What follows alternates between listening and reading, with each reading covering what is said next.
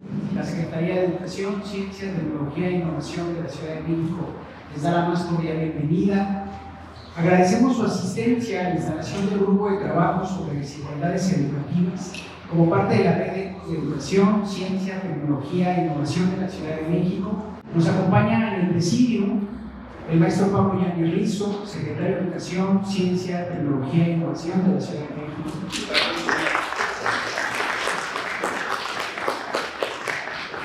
También la doctora Eterina Sandoval Flores, subsecretaria de Educación de la CETEL.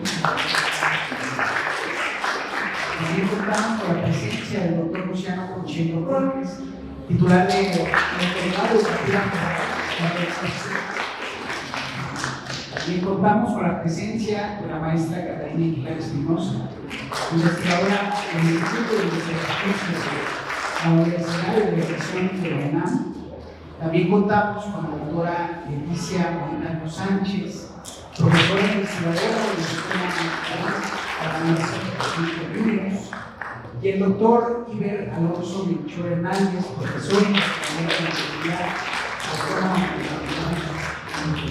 Gracias por acompañarnos. Y bueno, contamos con la participación de investigadoras, investigadores de diversas universidades y Centro de Investigación de la Ciudad de México y de otros estados del país, así como representantes de instituciones públicas, organizaciones sociales e internacionales que abordan el tema de la educación en sus avances y desafíos y que van a integrar el grupo de trabajo que hoy estamos conformando.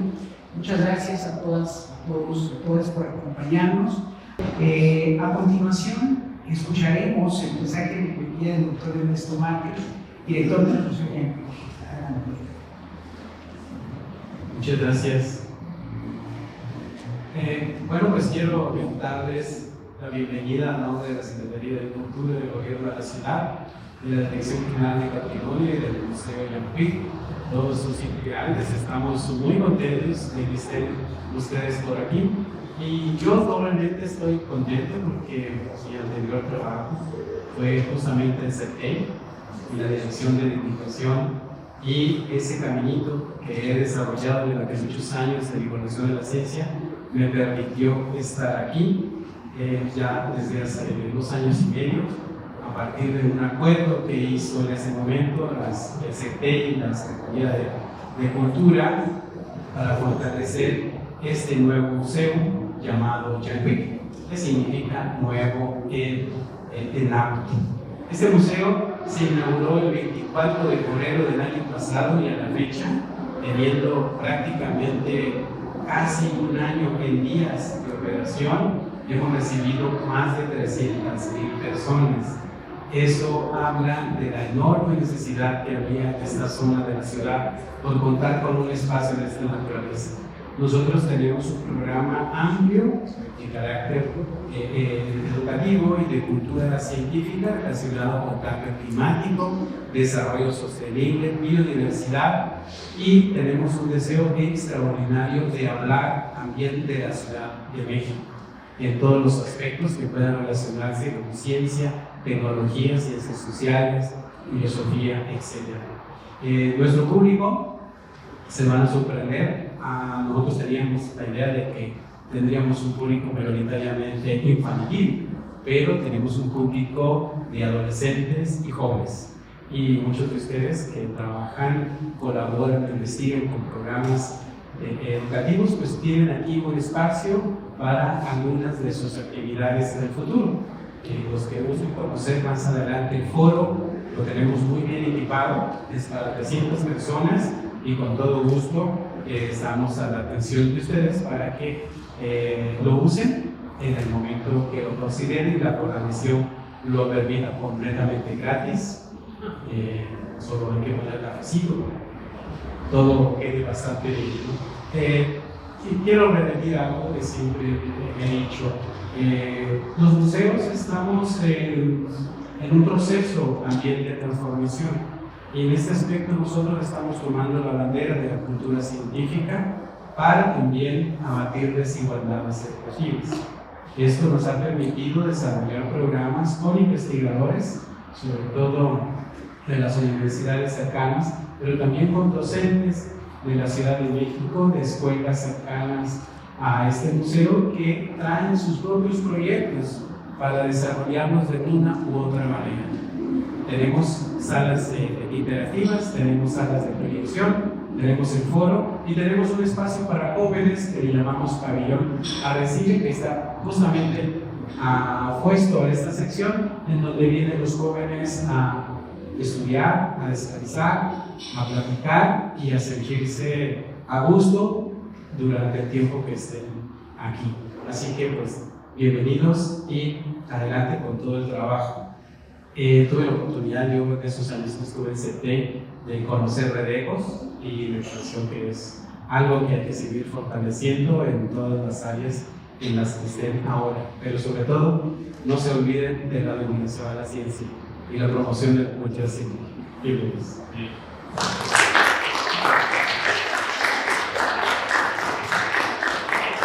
Agradecemos a Márquez por este evento, por gestionar que se desarrolle este evento importante. A continuación, cedemos la palabra a la doctora Etelvina Sandoval Flores, subsecretaria de Educación de la Secretaría de Educación, Ciencia, Tecnología e Innovación de la Ciudad de México. Adelante, doctora. Gracias.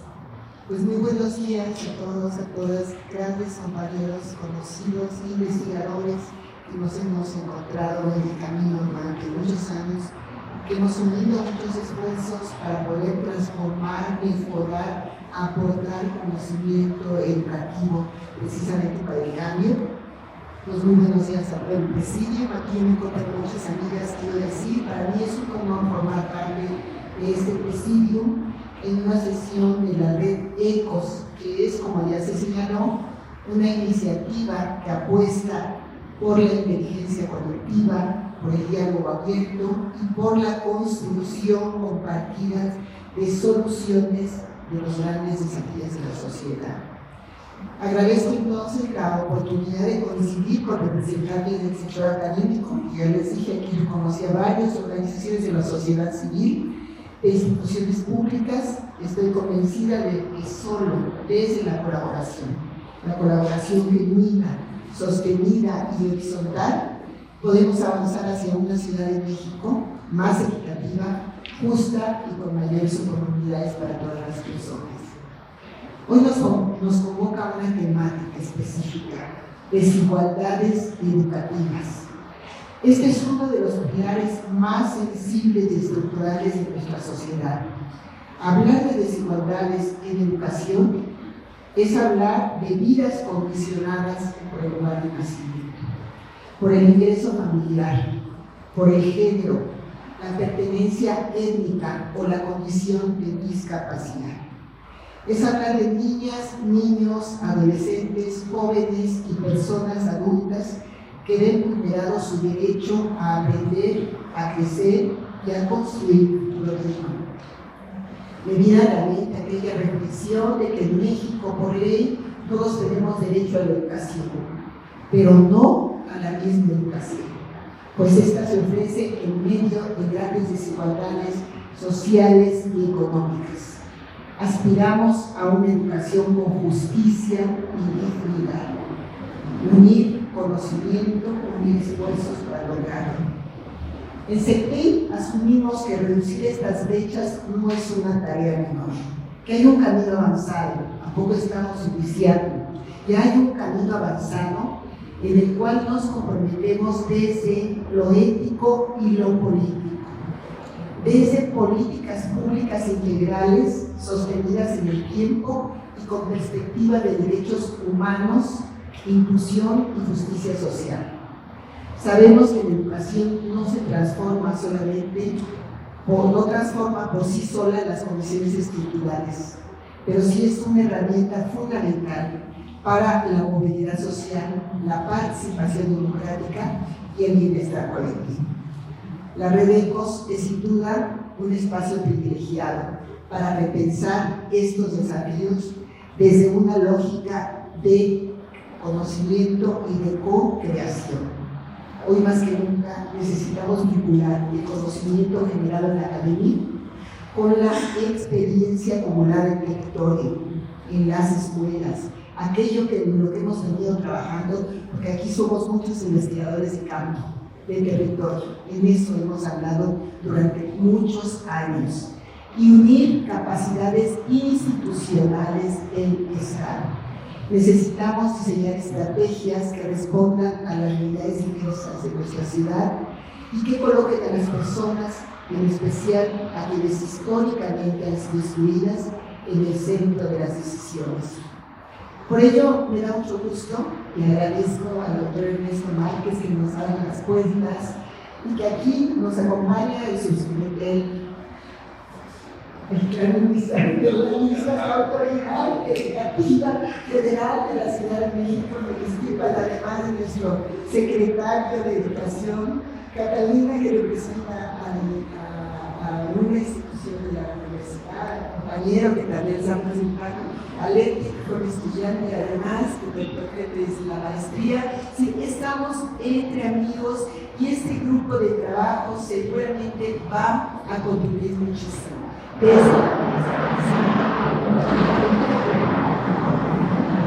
la infancia hasta la formación superior y continua. Y por cierto, para nosotros primera infancia es un tema muy importante y ahí encuentro compañeras que están trabajando, que se presentaron y que vamos a platicar. Vamos a conversar porque efectivamente es un tema que en este momento está preocupando a la Secretaría y a la Subsecretaría. Entonces también celebro encontrarme con investigadores conocidos, de saber que compartimos ideas comunes de cambio y que sabemos que nos une un fuerte compromiso con la educación. Cuenten con la Secretaría General y la Subsecretaría en particular, a la que ahora yo represento, como una aliada para avanzar en estos propósitos. La disposición, la convicción de seguir trabajando colectivamente para construir una Ciudad de México más justa, donde educarse no son privilegios, sino un derecho para todos y todas, es también nuestro objetivo. Pues bienvenidos y muchas gracias.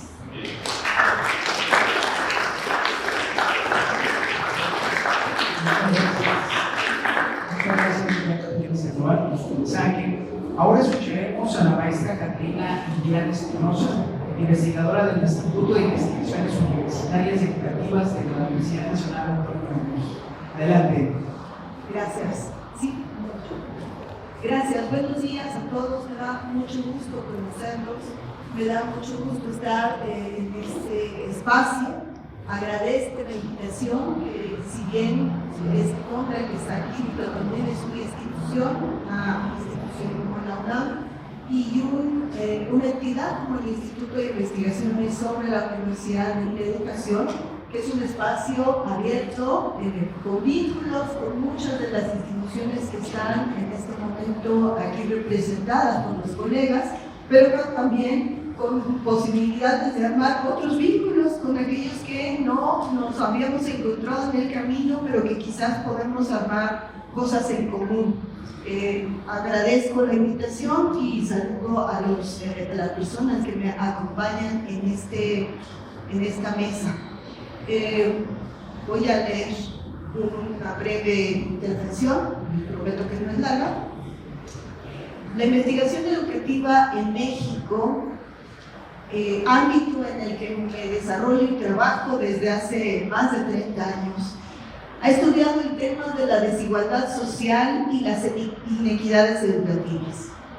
La producción académica desde los 90 se ha colocado como tema de trabajo en áreas, líneas e instituciones educativas a nivel nacional.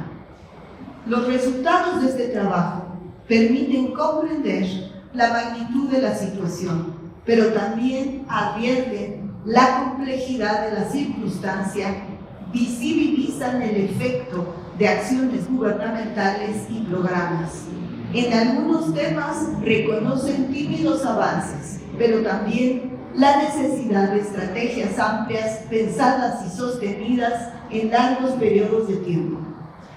En los últimos 10 años se han colocado grandes agrupaciones temáticas que identifican básicamente 3 grandes bloques de estudio sobre la desigualdad.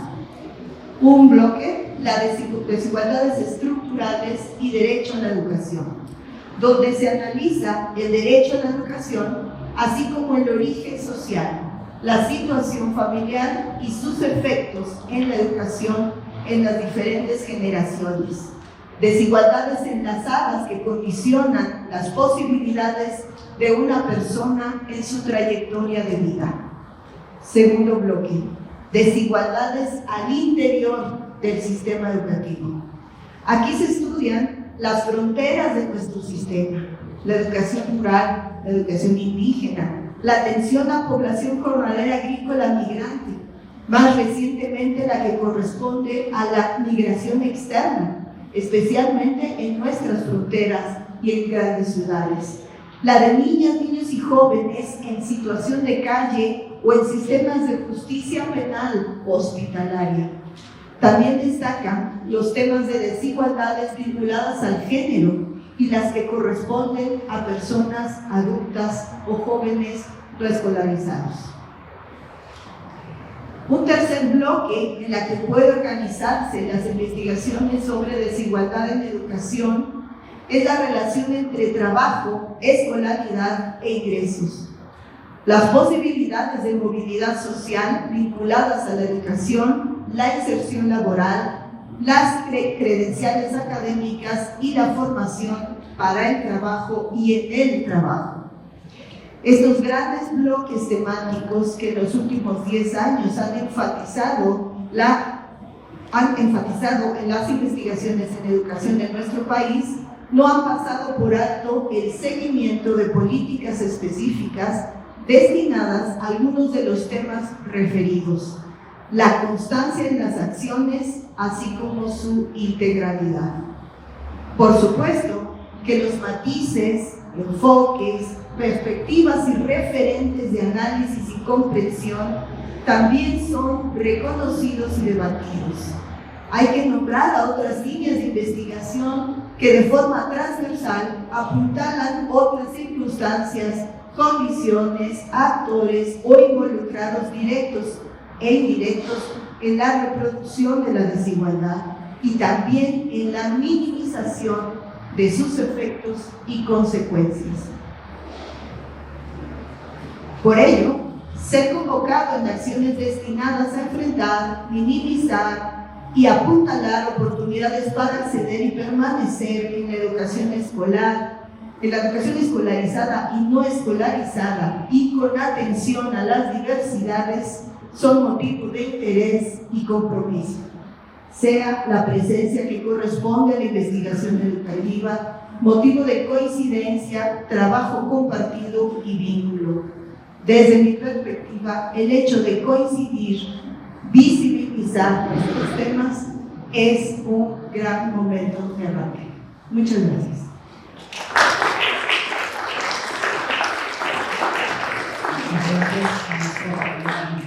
Ahora cedemos la voz al doctor Rivera Alonso Mucho Hernández, profesor e investigador de la UAM Xochimilco. Adelante. Bueno, en primer lugar, bienvenidos a todos al lugar de las lajas sobre el agua, Iztapalapa. Quiero mencionar que estamos en las faldas del volcán Huichacoltepetl, que es conocido como el Cerro de la Estrella, y que bueno, también estamos en lo que fueron las orillas del lago de Texcoco.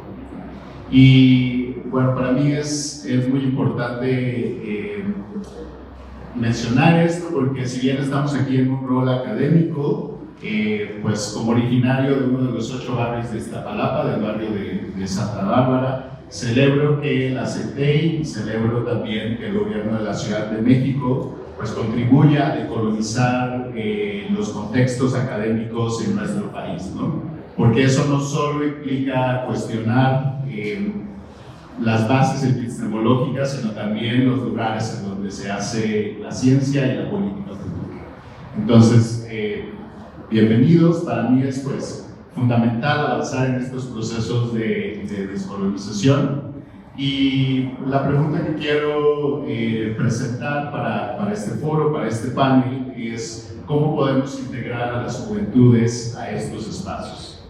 Y esta pregunta también tiene que ver con cómo podemos incluir a las juventudes en sus diversidades, especialmente aquellas juventudes que vienen de barrios marginados, aquellas juventudes que se identifican o son parte de la comunidad LGBTQ y otras identidades de género, pero también a las juventudes que tienen alguna discapacidad. Y lo que creemos desde la UAM Xochimilco es que la inclusión no solo debe limitarse a la representación, no es suficiente estar presente, y tampoco es suficiente, no nos queremos referir a la connotación política. Creemos que la inclusión de las juventudes en sus universidades tiene que estar basada en un profundo proceso de escucha, en primer lugar, de escucha atenta, de escucha activa, en un proceso de justicia o pensando en la justicia. Para algunos esto tiene que ver con el respeto, pero para algunos de nosotros hablar de respeto puede ser muy conservador, ¿no? Entonces por eso hablamos de una perspectiva de justicia. Y finalmente pues también la celebración de esas juventudes, ¿no? El gusto de que participen y de que estén presentes en todos estos procesos. Bueno, pues esta reflexión sobre la inclusión de las juventudes en sus diversidades, en su diversidad, no puede desvincularse de una discusión más amplia, que yo considero están en tres aspectos principales. En primer lugar, el carácter público de la educación. El número dos es la relevancia de la educación para los futuros de todas las juventudes. Y en tercer lugar, la interacción entre las desigualdades y la educación con los sistemas educativos. Muy brevemente, en términos de carácter público de la educación, consideramos que es muy importante reforzar, solidificar, pero también defender la idea de que la educación es un bien público, que es un esfuerzo social que hacemos todos y que va a contribuir a florecer no solo a individuos, sino también a comunidades. En términos del segundo punto, la relevancia de la educación para los futuros de las juventudes, considero que hay tres sentidos muy importantes, ¿no? En primer lugar, la educación como una herramienta para reducir las desigualdades. Esto creo que es una idea que las juventudes y que las infancias, me atrevería a decir, también defienden. Número dos, que los sistemas educativos desafortunadamente no están listos, no estamos listos para preparar a las juventudes para los desafíos del futuro, ya sea el cambio climático, ya sea las guerras que se aproximan o la inteligencia artificial, ¿no? Cuestiones tecnológicas. Y en tercer lugar, en términos de la relevancia de la educación, es también importante hablar de adquirir las habilidades y los conocimientos necesarios, por un lado para la vida, porque también es necesario aprender cosas para desarrollarnos como seres humanos y no perder esa universalidad, pero también para la integración hacia el trabajo, que ya se ha mencionado brevemente anteriormente. Y bueno, el tercer punto que quería poner sobre la mesa de discusión, pues es de la interacción entre desigualdad, desigualdades y educación, ¿no? En primer lugar, a pesar de que esta ciudad cada vez más gentrificada y muy cosmopolita, todavía tenemos problemas de estudiantes en pobreza y con hambre, ¿no? Que van todos los días a la escuela en esta situación. Entonces no podemos avanzar si no hemos resuelto eso tan básico. En segundo lugar, pues, es importante fomentar una cuestión crítica, pero una cuestión crítica que identifique y que ayude a resolver estas desigualdades, pues, desde la educación. Y finalmente, pues, los temas de exclusión, ¿no? Hay miles de jóvenes, miles de infancias, miles de juventudes que han sido excluidas no solo del sistema educativo formal, sino también del sistema laboral. Y no podemos dejarlas de lado, no podemos irnos sin escucharlas, sin tener esta perspectiva de justicia y finalmente sin celebrarlas, ¿no? Eso sería todo para empezar de mi parte. Agradezco también la invitación del secretario, de la maestra Tania Rosado, y bueno, un gusto compartir con los miembros de este panel y con todos ustedes en esta ocasión. Gracias. Muchas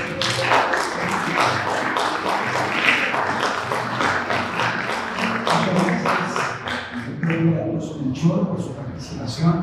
Ahora damos el turno a la doctora Leticia Montaño Sánchez, es profesora e investigadora de la Escuela Nacional para Maestras de Jardines de Niños. Adelante. Bien, pues buenos días a todas y a todos. Es un gusto estar con ustedes esta mañana.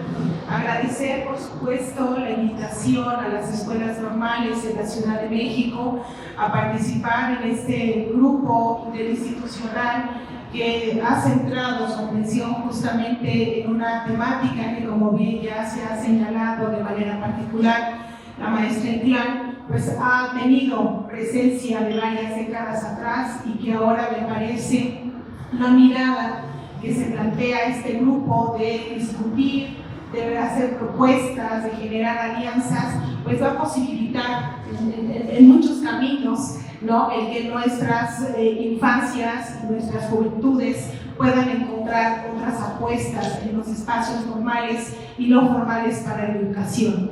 En este sentido, pues decirles que en las escuelas normales públicas de la Ciudad de México pues se forman a los maestros, a las maestras que atienden a niñas y niños en edad de preescolar, y tenemos una gran deuda histórica, podría llamarle así, con la atención a la educación inicial, que es uno de los puntos prioritarios y que coincidíamos hace un momento con Fabiola en hacer algunos intercambios respecto de cómo estamos mirando la atención educativa a este grupo de edad.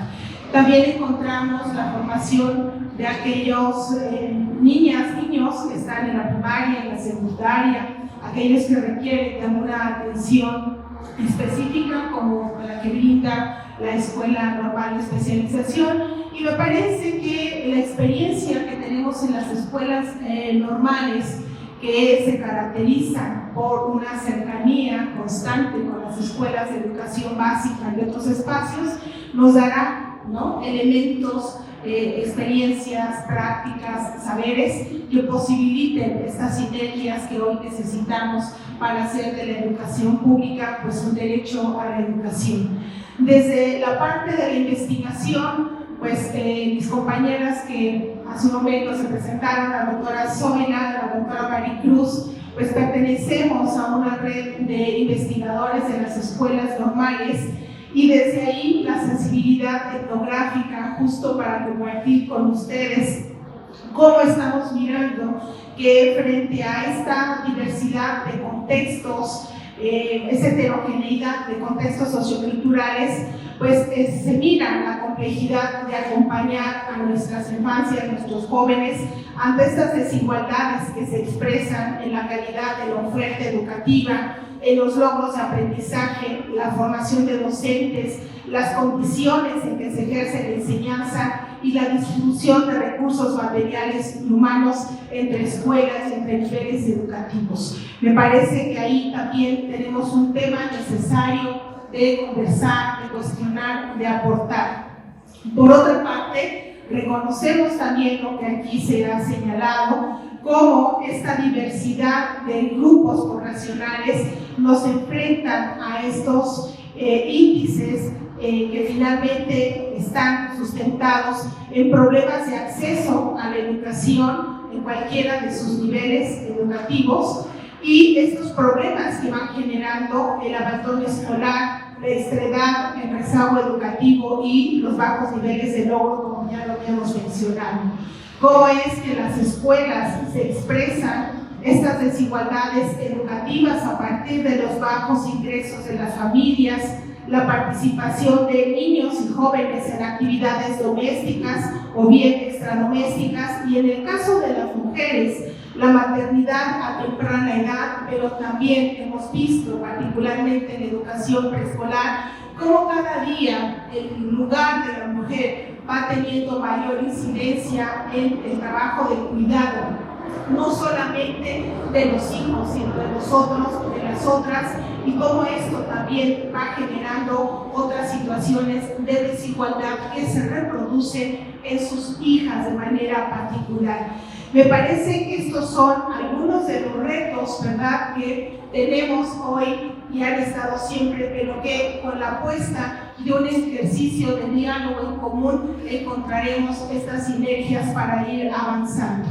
Finalmente, no quiero dejar de mencionar lo que el doctor Iber Alonso refería.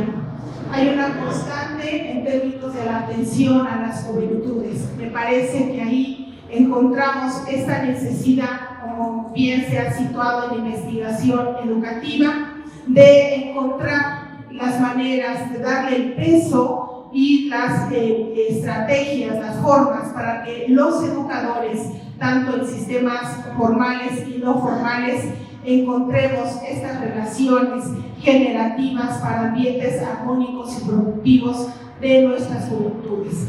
Es un placer estar hoy con ustedes, que esté con nosotros también el doctor Concheiro, porque seguramente desde este espacio que es la Ciudad de México, que es un crisol de movimientos migratorios, hoy se suman otros retos para pensar las desigualdades educativas y con ello decirles que en nuestras escuelas normales tenemos presencias de estudiantes provenientes de otras entidades del país que también suman otras maneras de pensarlos, y que este será seguramente el espacio para que tracemos nuevas líneas de política pública. Muchas gracias por la invitación y enhorabuena al trabajo que estamos para emprender.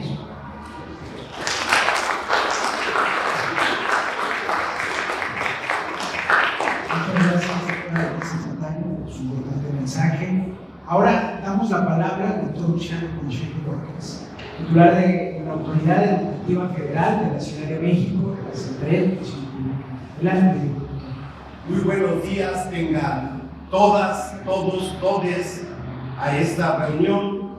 Un gran abrazo a todos los integrantes de la mesa, también en particular un agradecimiento a la anfitrionía que hoy nos ha mostrado este impresionante espacio cultural en Iztapalapa. La Ciudad de México, pese al nivel de desarrollo educativo, económico, podemos decir también social, político y cultural que tiene, muestra desigualdades en grupos manifiestos, pero sobre todo, y esto es muy duro decirlo, en la educación. Incluso podemos decir que dichas desigualdades son consustanciales al desarrollo de los procesos de urbanización. Un ejemplo de ello, ya mencionado aquí, es el proceso de gentrificación que muestra que la metropolización sí tiende a un desplazamiento de los que menos tienen hacia la periferia de la ciudad, con todos los resultados que esto nos trae. Y también quiero agregar aquí algo polémico: la gentrificación, digamos, no lograda en el centro de la Ciudad de México. En términos educativos, tenemos que ver también, no solamente con población local, sino la población inmigrante. Este rasgo va a ser central, de la gente que viene a trabajar a la ciudad y lleva a sus niños al centro de la ciudad, donde está un buen número de escuelas. Van a encontrar ustedes una gentrificación fracasada y por tanto toda una serie de condiciones de deterioro frente a un cierto modelo que se impuso en los años anteriores a la cuarta transformación del país. Podemos decir que las desigualdades que hoy enfrentamos tienen un origen político, y fíjense lo que estoy colocando en primer término, económico, cultural y social muy particular, y representa, es obvio, una violación a la dignidad y al derecho humano a la educación. Hoy hay que destacarlo, sí, la educación es un derecho humano igual que la salud, y entonces tiene una condición radicalmente distinta. Me parece fundamental que nuestros esfuerzos confluyan en un sentido que considere como elemento fundamental el aspecto territorial.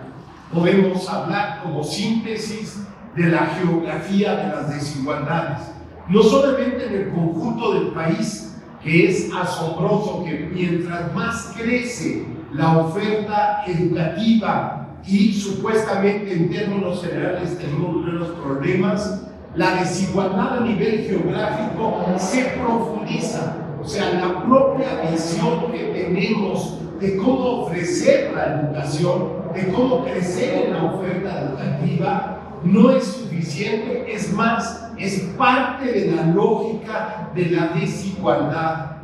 Y me atrevo a decir también que en esta perspectiva es obvio, y lo tiene ya Pablo para distribuirlo entre todos, toda la información que tenemos sobre los aprendizajes, tanto que tienen que ver con nivel, digamos, de primaria como a nivel de las secundarias, según la condición de violencia y marginación.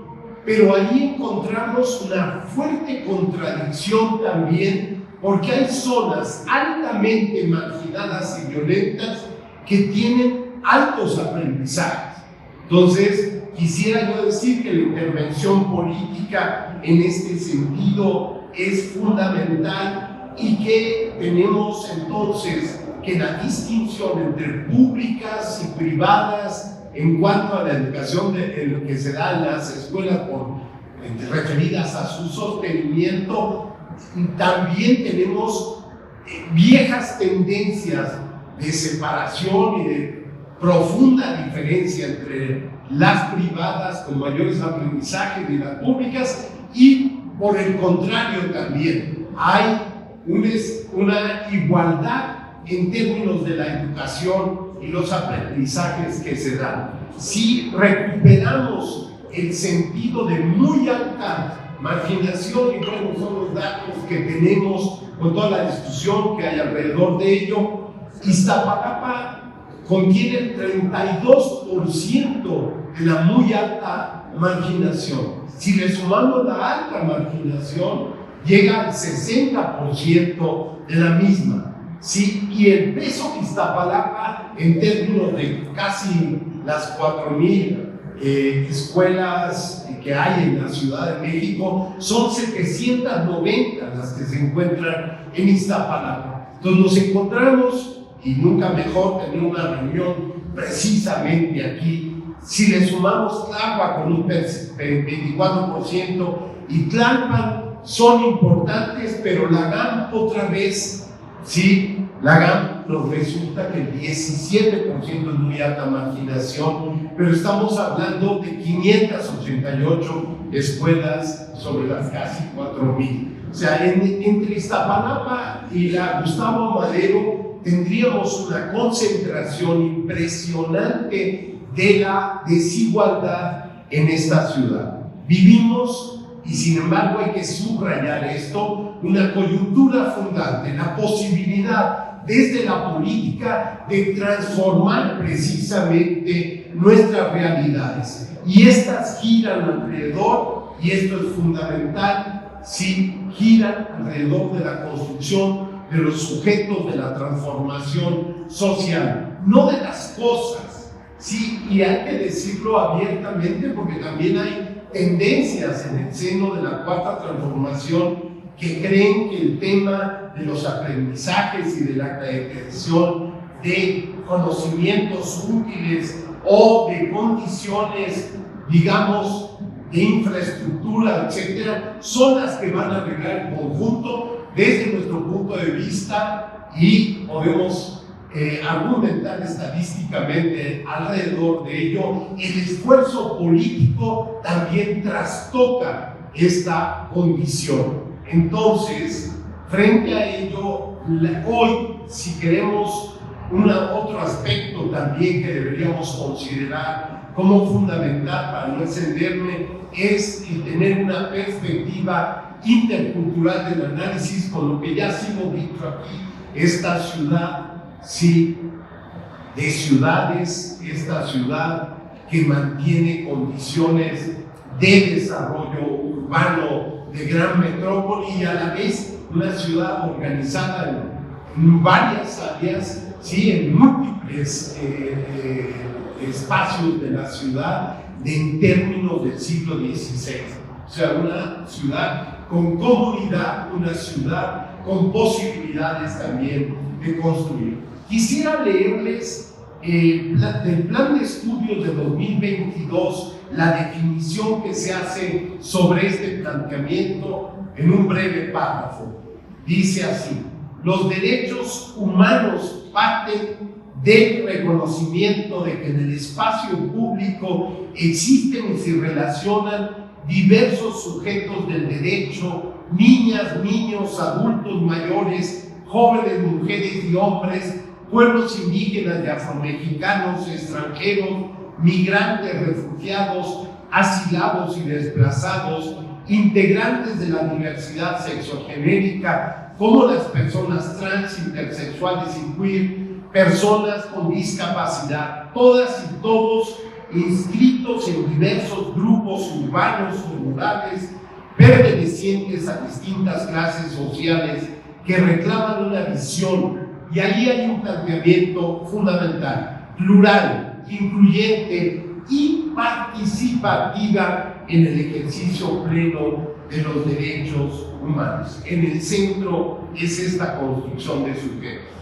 Por todo lo anterior, me parece que la instalación de este grupo de trabajo para abordar y dar respuesta a los problemas que presentan las desigualdades en la Ciudad de México puede considerar estos aspectos antes planteados, especialmente el que vuelve una praxis instituyente en las escuelas, en las instituciones, en la construcción de los sujetos de su propia transformación. Es en esta perspectiva la que yo creo que debemos abundar. Muchas gracias.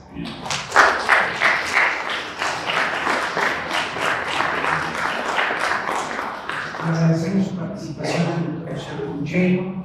Finalmente, escucharemos al maestro Pablo Llanes, titular de la Secretaría de Educación, Ciencia, Tecnología e Innovación de la Ciudad de México. Adelante, maestro. Bien, pues muy buenos días. Muchas gracias a todas, todos aquí reunidos en este espacio. Yo quiero iniciar con un par de agradecimientos. Uno a la Secretaría de Cultura y a Ernesto por recibirnos en este espectacular espacio, en este Museo del Cultura, que además tiene una carga simbólica muy relevante. Durante la administración de Miguel Ángel Mancera, este iba a ser un gran centro comercial, iba a ser un espacio privado, y miren lo que se convirtió en un espacio público impactante. Además, así deben ser los espacios públicos, no son espacios residuales, son espacios que deben contener lo mejor de lo mejor.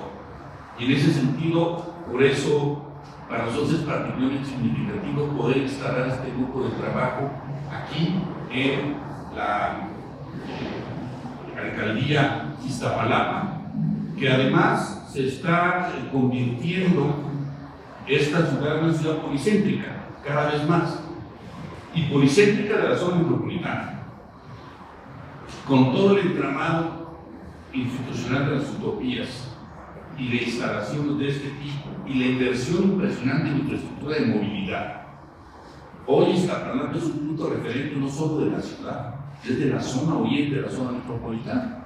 No me dejará mentir Ernesto de que muchos de los visitantes que vienen a la alcaldía provienen precisamente de los municipios conurbados. Enorme desafío pensarnos cada vez más como ciudad metropolitana. Yo creo que ese es un elemento muy importante. Y por otro lado, pues yo lo que quiero es aceptarles a cada uno de ustedes por estar dispuestos a trabajar, a construir este nuevo grupo de trabajo de la red ECOS, que precisamente pues busca reunir la experiencia, el conocimiento, la curiosidad de instituciones académicas, no solo instituciones, personas académicas también, organizaciones civiles y las instituciones públicas, que también son productores de conocimiento. Ese es un elemento muy relevante, aunque muchas veces no se sistematiza adecuadamente, pero desde la experiencia del servicio público pues se tiene un contacto privilegiado con la dinámica cotidiana de la realidad y por ende la posibilidad de también producir conocimiento. Nosotros desde la CETEL y en el gobierno de la ciudad creemos en el trabajo colaborativo y el trabajo deliberativo, y es por eso que estamos dando continuidad a los grupos de trabajo que ya traía la red ECOS de la administración de Rosana Ruiz y Ofelia Angulo, y crear nuevos grupos para temáticas que nos parecen particularmente destacadas y relevantes. Además tenemos una, como dice Luciano, una coyuntura fundante en donde por primera vez se tiene una relación extraordinariamente estrecha en el gobierno de la ciudad en materia educativa y la autoridad educativa federal. Realmente trabajamos de manera continua, fluida, y esta es una oportunidad extraordinaria por la propia peculiaridad de la red institucional que tiene la educación básica en el caso de la Ciudad de México. Decidimos además nombrar este grupo como desigualdades educativas, para poner el acento en una problemática que nos parece crucial, porque se pueden tener nombres así un poco neutros, ¿no? De acceso, expansión de cobertura, todo ese tipo. No, hablemos claro. De lo que tenemos que entrar aquí es al tema de las desigualdades educativas y hacerlas visibles, a tratar de medirlas y cuantificarlas, pero sobre todo generar los instrumentos para formular políticas públicas que vayan en la dirección de abatir y cerrar esas desigualdades. Porque si no, pues sí, tú puedes tener mejora de cobertura manteniendo las desigualdades. Y a nosotros nos gusta interrogar los promedios, porque detrás de los promedios siempre hay una mentira.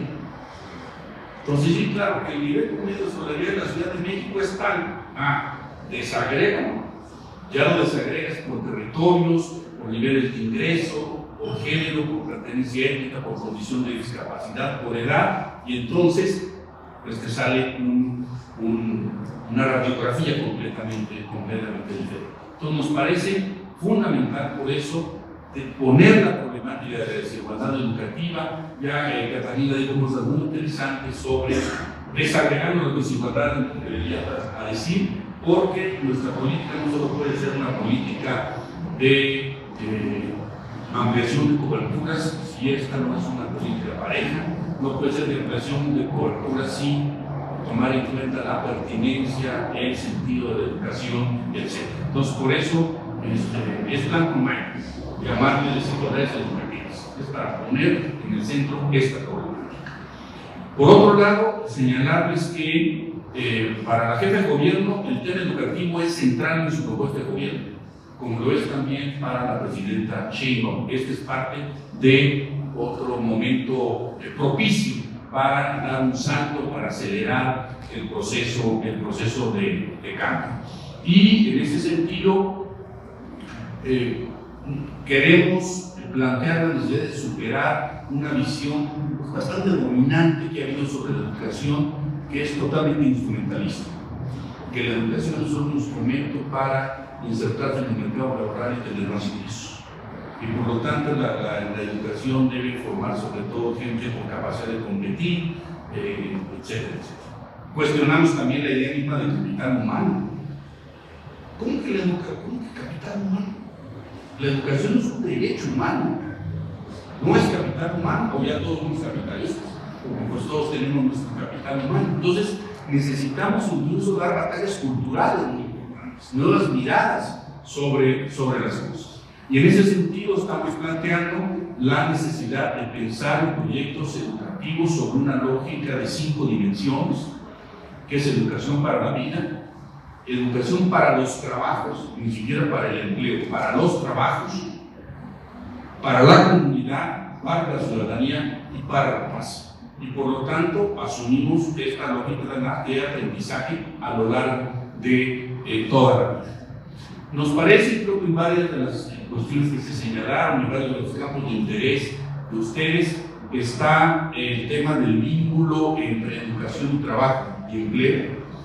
Y yo soy de la opinión de que hay que cambiar los términos de la conversación entre educación y economía.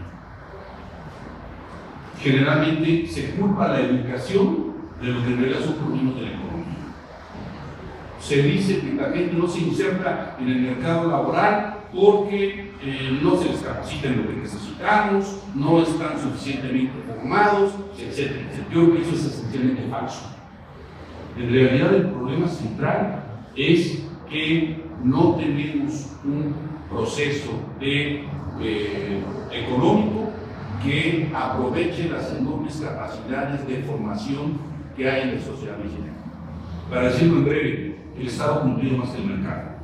Y por lo tanto hay que dejar de culpabilizar a la economía, a la educación, por las dificultades de inserción económica y decir, ¿y qué está haciendo la economía para la inserción de todos estos jóvenes que cada vez acceden a niveles de escolaridad mayores? O sea, no deja de ser una paradoja terrible que tengamos en el país la generación de jóvenes con más alto grado de escolaridad que concentra los más altos niveles de desempleo.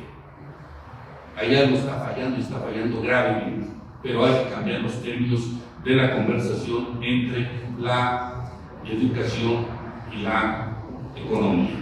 Por otro lado, hacer visibles brechas que con frecuencia se dejan de lado.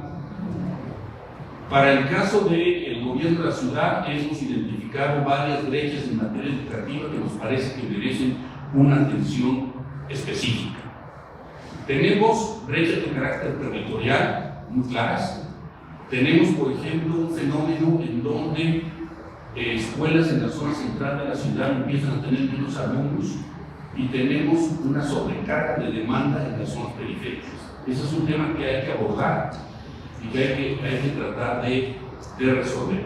Por otro lado, tenemos brechas con respecto a la población indígena, que nos parece que es un tema que hay que abordar con toda seriedad, que no es un asunto solo de oportunidades de acceso, tiene que ver también con la pertinencia de los procesos educativos y pedagógicos, y no hay que permitir que salga del radar la problemática del acceso al derecho a la educación en condiciones de diversidad cultural, interculturalidad, etc., para la población indígena. Las discapacidades, porque no solo es los retos que hay en materia educativa son muy diferentes dependiendo del tipo de discapacidades a los que nos estamos enfrentando, nos parece que es fundamental. No olvidemos el analfabetismo. O sea, a veces parece, bueno, es que ya es el 1.8, el 1.4%, entonces pareciera que no es relevante. Estamos hablando de cerca de 160,000, 180,000 personas. La jefa de gobierno está por firmar un convenio con el INEA pronto, en donde vamos a lanzar iniciativas en materia de combate y búsqueda de erradicación del analfabetismo, que además sabemos que tiene un sesgo etario y de género muy fuerte. Está muy concentrado en mujeres mayores de 50 años, pero eso no podemos dejarlo de lado. Y la inmensa brecha que hay en cobertura y acceso a la educación inicial. Estamos en unos niveles bajísimos de educación. Más o menos son 15,000, 16,000, público y privado. Fíjense qué paradoja. Tenemos por cada niño o niña en educación inicial 10 personas analfabetas. Eso nos habla de brechas de acceso educativo etarias muy potentes, muy fuertes. Seguramente otras brechas vamos a ir descubriendo, vamos a irlas visibilizando, pero es una mirada a la que estamos convocando a siempre estar atentos, atentas a las desigualdades, a las brechas que necesitamos superar. Y aquí me gustaría rápidamente mencionar que a veces hay una visión romántica de la educación como un igualador social per se. Y la educación puede ser un desigualador. Y yo creo que eso hay que hacerlo visible. O sea, no solo, sí efectivamente, potencialmente puede ayudar a la equidad, pero en muchos casos profundiza la persona, la reproduce. Además, entre la educación pública y privada al interior de los sistemas, hemos visto ahora con algunos ajustes que hicimos a las reglas de operación de la escuela es nuestra, que eso de darle la misma cantidad a todas las escuelas por niño profundizaba la desigualdad. Porque además, entre más deteriorar los padres perciben a la escuela, menos inscriben a los niños. Y al tener menos niños, tienen menos alumnos. Al tener menos alumnos, tienen menos financiamiento para la mejoría de la escuela. Entonces yo creo que tenemos que también tener esta visión crítica hacia en qué medida la educación realmente existente, por así en sus términos, efectivamente nos está permitiendo avanzar hacia mayor igualdad, o por otro lado perpetúa o incluso profundiza desigualdades. Y por eso le hemos llamado a este grupo precisamente desigualdades educativas. Finalizo con un par de cosas. Uno, efectivamente la educación es un derecho humano, pero además es un derecho singular que apunta hacia donde creemos que debe avanzar el ejercicio de los derechos humanos, al menos en materia social. Es de los derechos sociales el único que no está condicionado a determinada condición social. Les pongo un ejemplo. El acceso a la seguridad social está condicionado a tener un empleo formal. El derecho a la vivienda, en buena medida, también depende de tener o no un empleo formal. Cuando predominaba la lógica de los programas sociales condicionados, había que demostrar la condición de pobreza para poder acceder a un determinado programa. La educación es el más universal de los niños. No tienes que tener un empleo formal, no tienes que demostrar ser pobre, no tienes, por ende, más que demostrar condición de persona y de ciudadanía.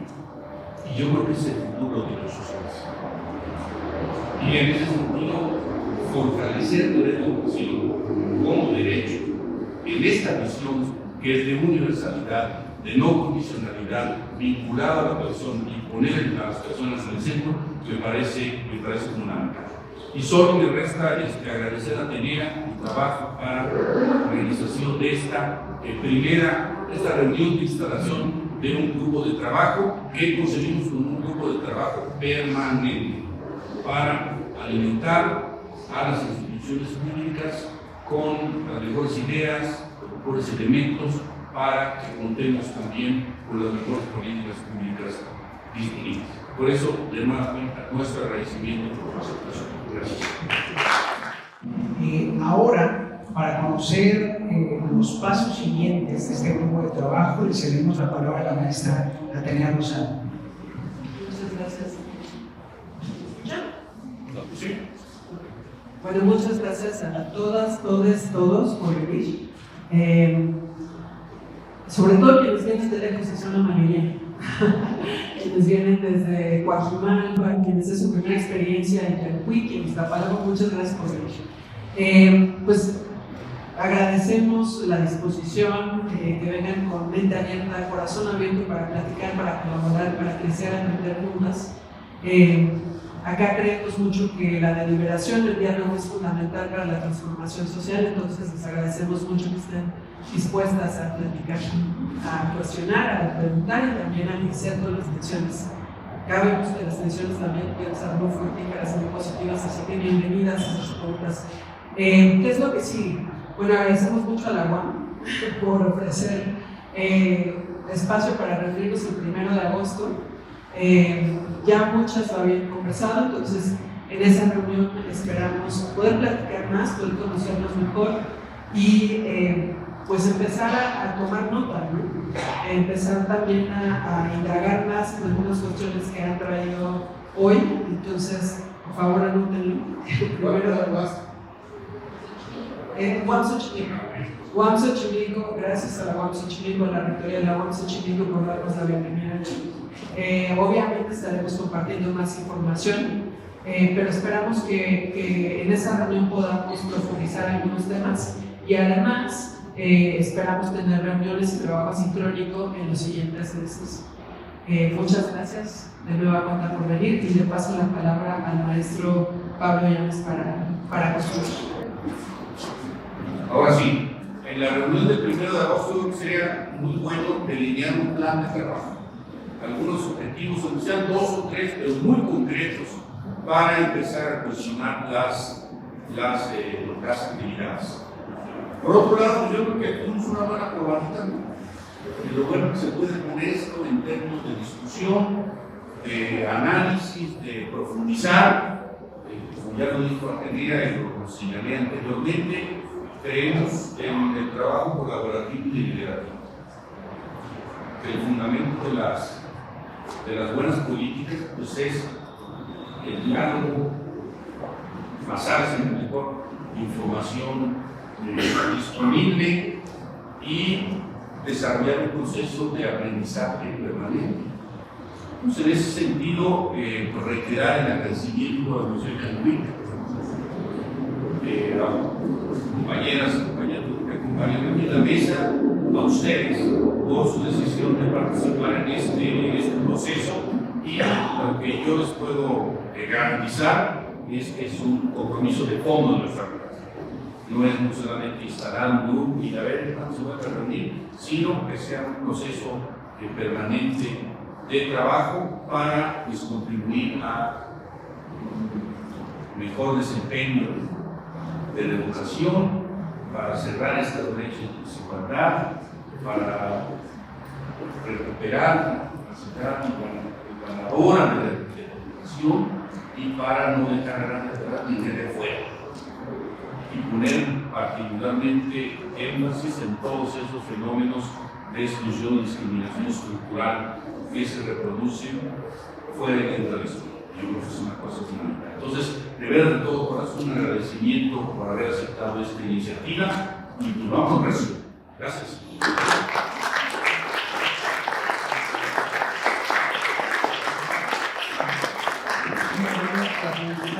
Vamos a dar unos reconocimientos en nombre de la CITEI y nos debemos a la doctora Evelina Sandoval.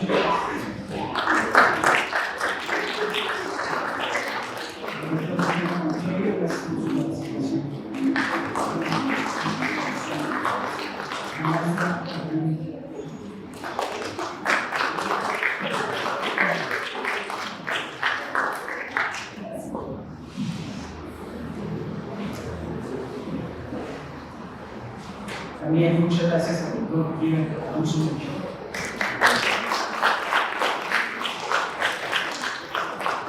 A la doctora Maximiliano Sánchez.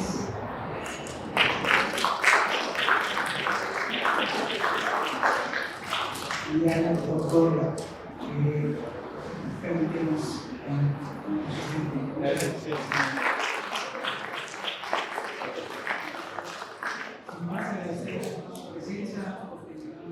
Ciudad de México, capital de la transformación.